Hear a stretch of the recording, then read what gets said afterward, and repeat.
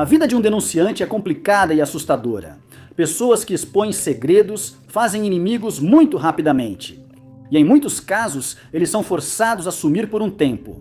Ou, na pior das hipóteses, somem pelas mãos de quem denunciaram, nunca mais sendo vistos ou ouvidos. Número 10. Ross Alderson trabalhou para a British Columbia Lottery Corporation de 2008 a 2017. E pouco antes de sua renúncia e estranho desaparecimento, ele ocupava o cargo de diretor de lavagem de dinheiro e investigações. Sua renúncia ocorreu como resultado de certas discrepâncias que ele percebeu enquanto trabalhava para a boa corporação. E em 2017, ele decidiu levar suas descobertas diretamente à mídia. Ele havia descoberto uma operação complicada de lavagem de dinheiro dentro da empresa e decidiu cumprir seu dever denunciando suas descobertas. Ele disse que em certo momento percebeu grandes quantias em pequenas notas sendo entregues a apostadores e cassinos. O dinheiro vinha em pacotes ou era entregue em veículos desconhecidos por ele. Um dos estabelecimentos em questão era o Cassino River Rock, em Richmond, Colômbia Britânica. Ele e outros investigadores decidiram analisar de perto as operações do cassino. Eles passaram a crer que membros do submundo do crime levavam dinheiro ao cassino, onde era distribuído a grandes apostadores. Parecia o jeito perfeito de lavar dinheiro ilícito, e Ross sabia que precisava fazer algo para acabar com isso. Um dia, enquanto estava no cassino, Ross percebeu que uma transação suspeita estava acontecendo. Um 100 mil estava sendo feito em notas de 20, o que era muito incomum, e Ross decidiu intervir. Após fazer isso, Ross foi abordado pelo gerente do cassino, que o denunciou à British Columbia Lottery Corporation. Ele foi orientado a parar de investigar o cassino, pois esperavam apenas que ele observasse as atividades e relatasse aos superiores. Ele também foi proibido de falar com apostadores no local e logo passou a acreditar que seus superiores na corporação faziam parte do problema. Investigações mostraram que essas questões já haviam sido relatadas à corporação várias vezes antes, quando policiais e investigadores notaram a atividade suspeita. Mas eram orientados a abandonar as perguntas ou ignorados. Apesar disso, Ross finalizou um relatório abrangente em 2015, recomendando que transações acima de 20 mil pagas a grandes apostadores precisavam ser verificadas pelos prestadores de serviço do cassino. Mas sua recomendação foi ignorada. Assim, em 2017 decidiu tornar públicas suas descobertas. Como ele recusou participar de uma organização criminosa perigosa. Em 2020, ele foi chamado para a comissão de inquérito sobre lavagem de dinheiro na Colômbia Britânica, mas não compareceu porque ninguém conseguiu contato com ele. Muitas outras tentativas foram feitas para entrar em contato com Ross, mas em vão, já que ninguém fazia ideia de onde ele tinha desaparecido.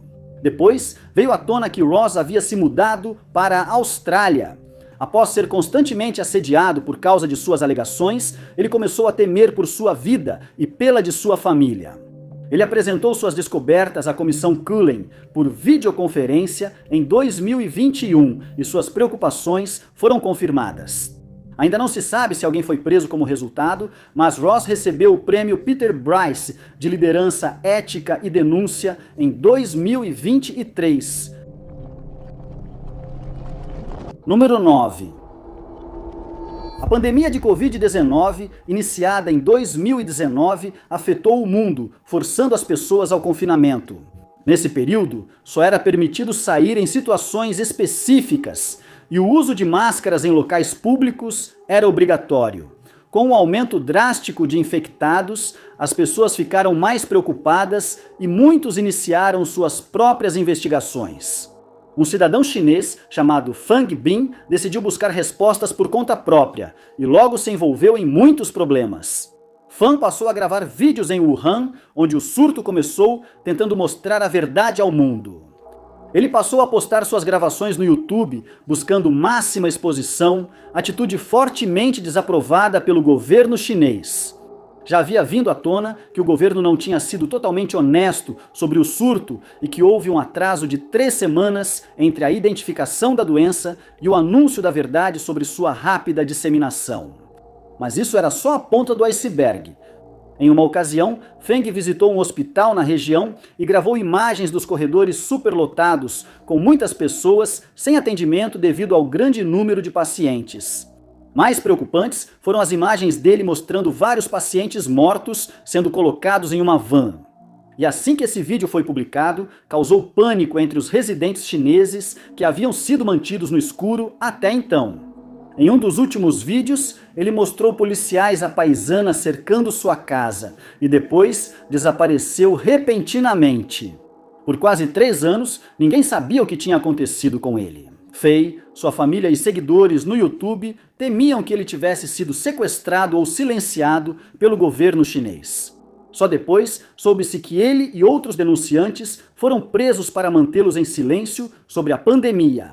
Ele foi acusado de causar confusão e foi orientado a não falar com ninguém enquanto estava preso. Em 2023, finalmente foi revelado que ele seria libertado da prisão, mas continuaria sob supervisão do governo. Normalmente, alguém acusado desse crime só pode ser mantido preso por 6 meses. Mas Fang permaneceu na prisão por 3 anos antes de ser autorizado a retornar à sociedade. Número 8. Em 2014, Val Brooks-Smith vivia em Los Angeles, Califórnia, onde era músico. Mas ele nasceu na Ucrânia e em 1979, seus pais, Alla e Alexander, decidiram emigrar para os Estados Unidos para recomeçar a vida da família. Eles se estabeleceram em Chicago antes de seus pais se divorciarem, e sua mãe acabou se casando novamente antes de se mudar para Nova Jersey em 2014. No entanto, a vida de Val tomou um rumo totalmente inesperado quando seu pai, que era executivo de um banco holandês, faleceu após a morte de seu pai. Val teve acesso ao computador de seu pai e, ao abrir a conta de e-mail dele, encontrou algumas informações muito interessantes. Ele encontrou centenas de arquivos do banco holandês que sabia interessar às autoridades. Investigações federais e estaduais começaram contra o banco, suspeitando o envolvimento de funcionários em má conduta. Ciente disso, Val decidiu entregar os arquivos do pai ao FBI em Nova York, mas antes se reuniu com agentes em Los Angeles após revelar sua descoberta. O FBI autorizou Val a se identificar como testemunha na investigação em curso, e ele vazou arquivos para diversos veículos de mídia. Assim como para a Fusion GPS, empresa que investigava a relação do banco holandês com Donald Trump. Em 7 de abril de 2021, Valby desapareceu de repente. Em 2019, ele foi intimado a liberar documentos ao Comitê de Inteligência da Câmara, que investigava um caso envolvendo a Rússia. Suspeitava-se que o banco holandês contratou lavadores de dinheiro russos e que outras instituições financeiras também podiam estar envolvidas. Ele também forneceu informações sensíveis a jornalistas do The New York Times e Forensic News, que publicaram artigos sobre suposta lavagem de dinheiro e má conduta. Após o desaparecimento de Val, a polícia revelou que ele foi visto pela última vez por volta das 16 horas no Griffith Park, em Los Angeles, onde havia deixado sua namorada. Ele buscaria ela e o filho mais tarde, mas não apareceu nem voltou para casa. Na manhã seguinte, sua namorada rastreou o telefone pelo Buscar iPhone e encontrou o carro dele abandonado no sul central de Los Angeles, com o motor ligado. O carro foi revistado, mas não ofereceu mais pistas e a polícia ficou perplexa sobre o que aconteceu com ele. Sugeriu-se que sua cooperação com as autoridades influenciou seu desaparecimento, mas isso não foi confirmado. Esses temores foram finalmente dissipados quando Val reapareceu de repente em 2022, mas ele foi então preso por portar uma arma de fogo que ele mesmo havia construído. Ele ameaçou funcionários da cervejaria Colônia de Arte com a arma, resultando em uma ordem de restrição. Nessa época, parecia para as autoridades que Val havia se tornado sem teto, e elas revelaram que ele vinha apresentando um comportamento preocupante, tendo ameaçado várias outras pessoas com sua arma de fogo caseira. Mais tarde, naquele mês, a polícia informou que Val foi encontrado morto no campus da escola secundária Wilson, em El Sereno, e foi determinado que ele perdeu a vida após cair de uma árvore e sofrer ferimentos na cabeça e na coluna. Muitos acham que não foi acidente, pois o comportamento estranho de Val antes da morte sugeria algo mais sinistro. Mas isso nunca foi confirmado, e a causa real do seu desaparecimento segue desconhecida. Número 7. O caso envolvendo Frederico Valentici, um australiano que em 1978 estava estudando para seguir carreira como piloto doméstico, é realmente estranho. Até hoje, o desaparecimento repentino dele segue sem solução. Na época, Frederico não era um piloto experiente. Ele havia voado por cerca de 150 horas, mas já tinha alcançado o nível de competência que lhe permitia voar à noite. Desde que a visibilidade permitisse identificar pontos de referência, ele tentou a licença de piloto comercial, mas reprovou no exame e foi rejeitado pela Força Aérea Real Australiana. Ele já havia tido outros problemas, como ser repreendido por voar em uma nuvem e entrar em espaço aéreo proibido. Segundo pessoas próximas, Frederico acreditava em OVNIs e já comentara com a namorada seu medo de ser abduzido por extraterrestres. No entanto, isso não o impediu de perseguir seu sonho de se tornar piloto. E no dia 21 de outubro de 1978, ele decolou de um aeroporto em Melbourne em um Cessna leve de um só assento. Ele pretendia voar cerca de 240 quilômetros pelo Estreito de Bass, em Cabo Otway, até a ilha King. O voo duraria 1 hora e 10 minutos, e Frederico se sentia preparado. Curiosamente, ele nunca pediu que as luzes da pista fossem acesas para sua chegada. Como a visibilidade era boa e o tempo estável, não havia preocupações. Isso mudou pouco após sua decolagem naquela noite. Em determinado momento, Frederico entrou em contato com o controle de tráfego aéreo para relatar que havia avistado algo estranho no céu. Ao olhar mais de perto, percebeu que era uma aeronave não identificada, que passou a seguir seu avião. Ele transmitiu essa informação e pouco tempo depois afirmou que a aeronave agora estava pairando acima do avião dele. E ele fez questão de mencionar que não era nenhum tipo de aeronave que ele já tivesse visto antes, na gravação da conversa dele com o controle de tráfego aéreo. Os 17 segundos seguintes foram completamente silenciosos, após os quais um estranho som metálico de raspagem pôde ser ouvido. Tentativas de contato com Frederico falharam e, ao não chegar à ilha Kings, iniciou-se uma busca. Navios procuraram no Estreito de Bass. Aviões civis e militares vasculharam o solo abaixo em busca de sinais do avião dele. Durante 4 dias, cerca de 6.700 quilômetros quadrados foram vasculhados sem sinal do homem desaparecido ou de seu avião. A busca acabou sendo abandonada e, como era de se esperar, teorias da conspiração começaram a surgir. O governo australiano declarou que o desaparecimento dele foi classificado como inexplicado. Sugeriu-se que o avião de Frederico teve uma pane mecânica ou que ele ficou desorientado ao ver o objeto estranho levando à queda. Há também algumas pessoas que acreditam que ele inventou o avistamento como um truque para desaparecer intencionalmente. Mas sua família e amigos contestam isso, já que ele estava animado com seu futuro como piloto. Número 6. Durante o surto de coronavírus, discutiu-se muito sobre como manter o público seguro e quais medidas tomar para conter rapidamente a propagação da doença. Muitos parecem ter esquecido a segurança de médicos e enfermeiros encarregados de tratar pacientes infectados. Muitos deles perderam a vida após serem expostos ao vírus durante o exercício de suas funções. Um médico em particular, Feng, começou a se manifestar sobre esse assunto enquanto atuava como diretor do Departamento de Emergência do Hospital Central de Wuhan, na China. Ela viu muitos colegas adoecerem e depois morrerem.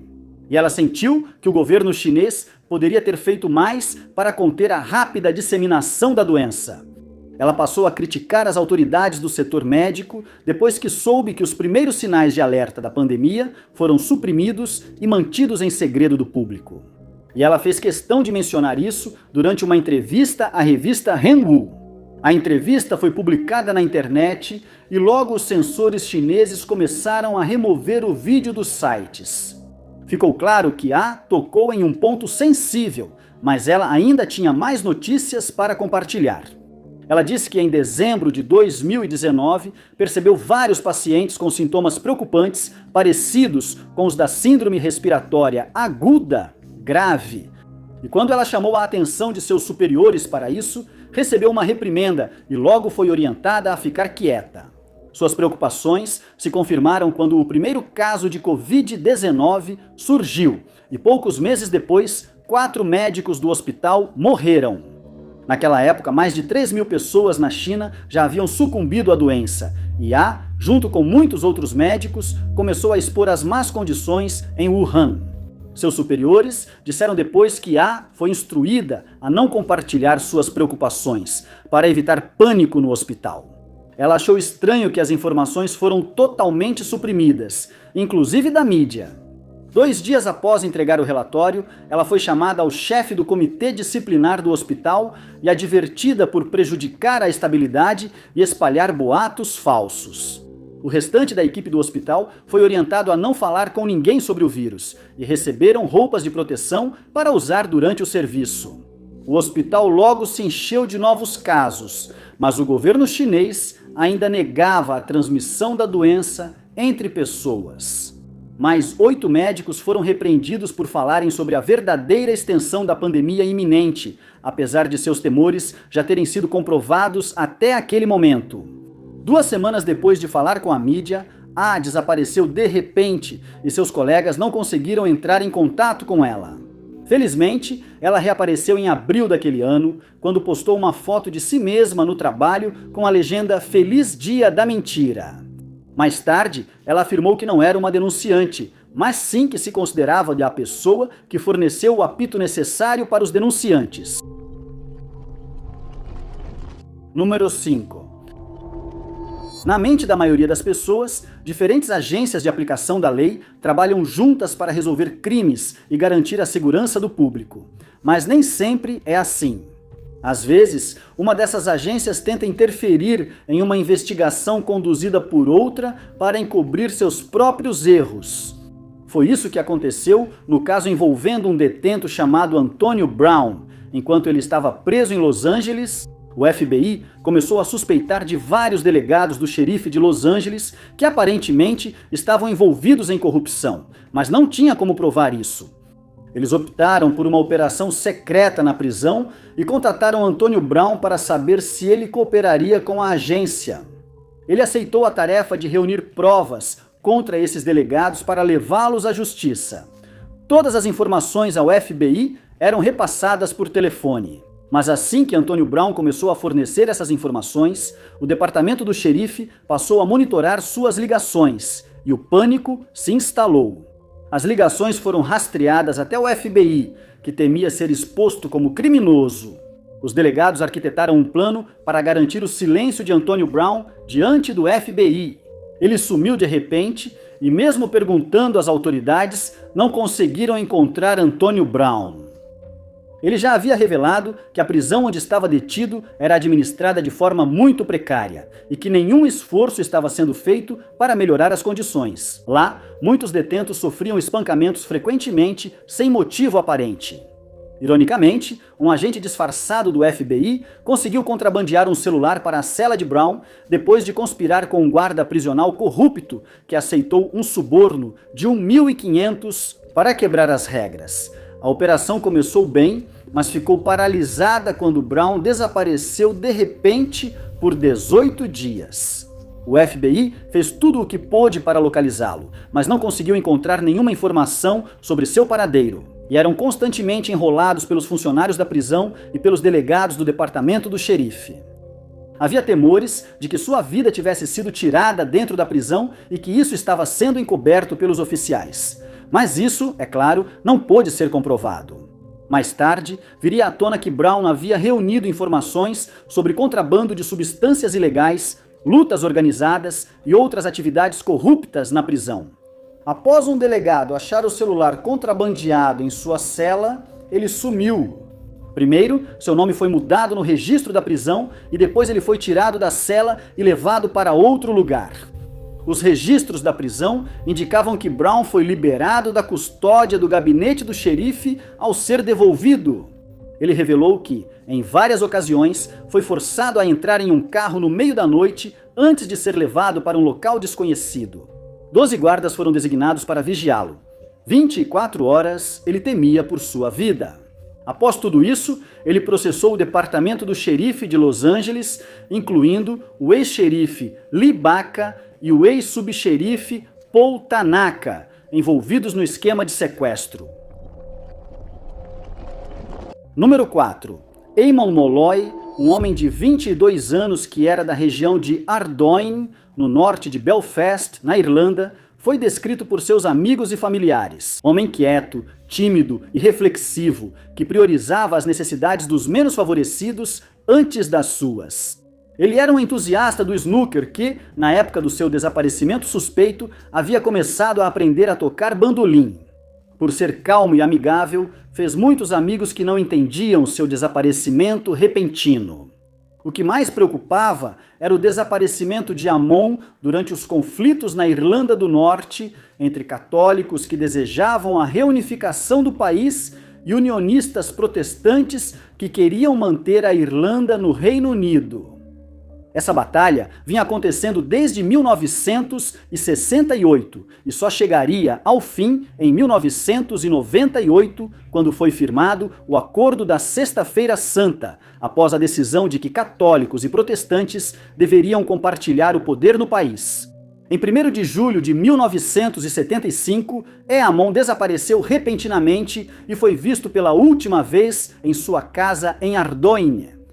Ele era católico fervoroso e amigos e familiares temiam seu possível sequestro por opiniões políticas. Sua família procurou por toda parte na esperança de encontrá-lo, mas pelos próximos 25 anos eles não encontrariam nenhuma pista sobre o que aconteceu com ele. Em 1999, noticiaram que seus restos foram encontrados em um caixão no cemitério. O caixão não havia sido enterrado, então não foi necessária exumação, e Eamon foi rapidamente identificado. Depois que seu funeral foi realizado, a verdade sobre seu desaparecimento finalmente veio à tona quando sua família recebeu a visita de um padre. Ele afirmou: em 1975, ele trabalhava no condado de Laof, quando, certa noite, um grupo de homens bateu à sua porta. Eles informaram que alguém se feriu gravemente em um acidente de carro próximo e que um paciente pediu um padre. Ele aceitou acompanhá-los. Mas, enquanto era levado de sua casa, disseram a ele que, na verdade, estava sendo levado para ver um prisioneiro que eles acreditavam ser um informante. Ele estava programado para ser executado e, por isso, precisava de um padre para ouvir sua última confissão. Ele foi então levado para um trailer em uma área isolada e lá viu Amon pela primeira vez. Suas mãos e pés estavam amarrados e ele estava visivelmente angustiado. Tendo sido informado do destino iminente, o padre decidiu não ir à polícia por medo de sua própria segurança. Amon foi encontrado, mas depois descobriu-se que era só um entre dezenas sequestrados pelo exército republicano irlandês, muitos com o mesmo destino. Número 3. Flora Wovschin nasceu em Nova York em 1923. Adulta, ela estudou na Universidade Columbia, Universidade de Wisconsin-Madison e Barnard College, tornando-se membro da União de Estudantes Americanos. Foi lá que ela conheceu Marion Berdício e Judith Copeland enquanto manifestava seu apoio à União Soviética. Ela também era fortemente contra a ajuda dos Estados Unidos da América ao Reino Unido em 1941. Em 1943, ela começou a trabalhar para o Escritório de Informação de Guerra, que durante a Segunda Guerra Mundial teve alguns de seus funcionários influenciados pela União Soviética. O Escritório de Informação de Guerra supervisionava os serviços de idiomas e transmissões da Voz da América. Logo depois, Flora começou a trabalhar com a KGB e recrutou Judith Copeland, que também fez o mesmo. E, em pouco tempo, Flora começou a impressionar seus superiores com a quantidade de informações que ela estava reunindo enquanto se passava por bibliotecária no escritório de informação de guerra. Mas ela aparentemente se empolgou demais em seu papel e teve que ser repreendida pela KGB, que achava que ela estava ficando descuidada. Eles temiam ter a identidade descoberta e perder um recurso valioso de informações internas para eles. O que a favoreceu foi falar várias línguas como francês, russo e eslavas. O FBI passou a suspeitar que alguém do escritório de informação de guerra vazava informações para a KGB. E quando a guerra finalmente chegou ao fim, eles começaram a procurar por esse informante. Ao saber disso, Flora decidiu se mudar para a União Soviética e, ao chegar lá, renunciou à sua cidadania americana. Isso nunca foi confirmado, e do ponto de vista do FBI, ela simplesmente desapareceu sem deixar rastros, nunca mais sendo vista novamente. Isso só foi revelado anos depois, quando um documento dos anos 1990 mostrou que outros espiões também atuavam para a KGB no escritório de informação de guerra, e que Flora era apenas uma entre muitos informantes que nunca foram identificados, embora Flora talvez não tenha sido a mais eficaz desses informantes. Mais tarde, descobriu-se que foi ela quem recrutou Judith Copeland, que conseguiu repassar informações muito importantes e sensíveis para a Kongbazema, muitas das quais tratavam de medidas de contra-inteligência dos Estados Unidos da América. Descobriu-se também que a mãe de Flora, Maria Witcher, era ativista do Partido Comunista dos Estados Unidos da América. Junto com seu padrasto, sua mãe era conhecida pelo codinome Dasha, enquanto seu padrasto era conhecido como Kim. Documentos foram descobertos posteriormente que mostraram que eles trabalhavam com a KGB e que Witcher havia fornecido informações sobre os dispositivos eletrônicos que estavam sendo usados pelo exército dos Estados Unidos da América durante a guerra. Enquanto isso, o FBI seguia tentando localizar Flora para processá-la como traidora, mas seu paradeiro seguia desconhecido. A mãe dela disse ter recebido notícias da União Soviética sobre a morte de Flora, mas isso nunca foi definitivamente confirmado. Número 2. No início dos anos 1960, Elizabeth Lawson, originalmente da Escócia, trabalhava como babá em Nova York. Quando ficou grávida, ela acabou dando à luz uma filha que chamou de Paula e teve que criá-la como mãe solteira. Como o pai de Paula não estava mais presente, Elizabeth decidiu voltar para a Escócia logo após o nascimento da filha. Mas quando seus pais perguntaram sobre o pai de Paula, ela se recusou a dizer quem era. Isso deixou sua família perplexa, mas eles decidiram deixar as coisas como estavam e não insistiram mais no assunto. Como era de se esperar, conforme Paula crescia, também começou a perguntar sobre o pai. Isso frequentemente deixava Elizabeth furiosa, e ela simplesmente mandava sua filha calar a boca, muitas vezes acompanhando com um tapa no rosto. Nesse processo, estava claro que Elizabeth escondia algo de sua família, mas ela permanecia calada e simplesmente se recusava a discutir o assunto com qualquer pessoa. Paula se estabeleceu em Fife, Escócia, após a morte de Elizabeth e aproveitou para pesquisar sobre seu pai. Ela enviou seu DNA para um laboratório de genealogia e se surpreendeu ao descobrir parentes nos Estados Unidos. Sua mãe nunca mencionou família lá, o que a deixou intrigada. Investigações adicionais revelaram que o nome de seu pai era Billy Elson Lawson, um homem que havia desaparecido misteriosamente depois que isso foi descoberto. Ele era um informante da polícia que havia revelado muitas informações sobre a máfia. Ele sabia que se seu segredo fosse revelado ao submundo do crime, estaria em perigo, mas por um tempo reuniu informações sem ser descoberto como informante. Mas, em algum momento depois que ele e Elizabeth se conheceram, alguém na máfia descobriu suas verdadeiras intenções e foi decidido que sua vida deveria ser tirada. Os detalhes do incidente eram desconhecidos na época, mas sabe-se que um assassino foi enviado atrás de Billy, que escapou por pouco. Ele não poderia ficar em Nova York, pois já era conhecido por todos os criminosos ligados à máfia. Sabendo que logo seria encontrado, ele fugiu para o Texas, onde conheceu e se casou com uma mulher. Após o fracasso desse casamento, ele se mudou para Nova Jersey, onde se casou de novo, mas esse novo casamento também não durou. Ele se estabeleceu no Arkansas, onde viveu até o fim da vida. Paula só saberia depois que nenhuma esposa de Billy conhecia seu passado perigoso, mas queria saber mais sobre seu pai. Ela localizou e conversou com vários familiares de Billy, muitos receosos de falar, mas conseguiu algumas respostas. Ela soube que após Billy ser expulso como informante, colocaram um explosivo em seu apartamento, mas ele não estava em casa na explosão. Elizabeth aparentemente sabia do trabalho dele com a polícia, e ela jurou nunca contar a ninguém onde Billy estava ou por que ele havia desaparecido de repente. Paula descobriu que, em 2009, Billy foi diagnosticado com pneumonia e câncer de pâncreas e faleceu pouco depois, ainda morando no Arkansas. Número 1. Em janeiro de 2016, um jornalista chinês chamado Li Chen desapareceu, e o caso virou manchete nos jornais de todo o seu Paspalocin.